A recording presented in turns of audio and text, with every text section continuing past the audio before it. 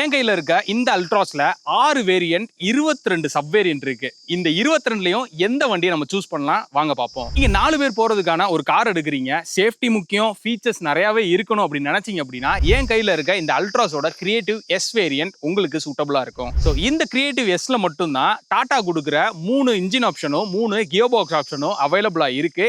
இதோட டாப் வேரியன்ட்டோ இல்லாட்டினா கொஞ்சம் வேரியன்ட் டவுன்கிரேட் பண்ணாலும் இந்த ஆப்ஷன்ஸ் உங்களுக்கு கிடைக்காது. இதோட மேனுவல் வேரியன்ட்டை நீங்க கம்பேர் பண்ணும்போது கிட்டத்தட்ட டவுன்கிரேட் பண்ணாலும் 1 லட்ச ரூபா கம்மியா கிடைக்கும், இல்ல அப்கிரேட் பண்ணாலும் 1 லட்ச ரூபா அதிகமா கிடைக்கும். இந்த ரெண்டுக்கும் மேஜரா டிஃபரன்ஸ் நிறையவே இருக்கு. இந்த கிரியேட்டிவ் எஸ் உங்களுக்கு 8,28,000 ரூபாய் இதோட மேனுவல் வேரியன்ட் உங்களுக்கு கிடைக்குது. நல்ல பிரைட்டான எல்இடி இப்போ ப்ரொவைட் பண்றாங்க.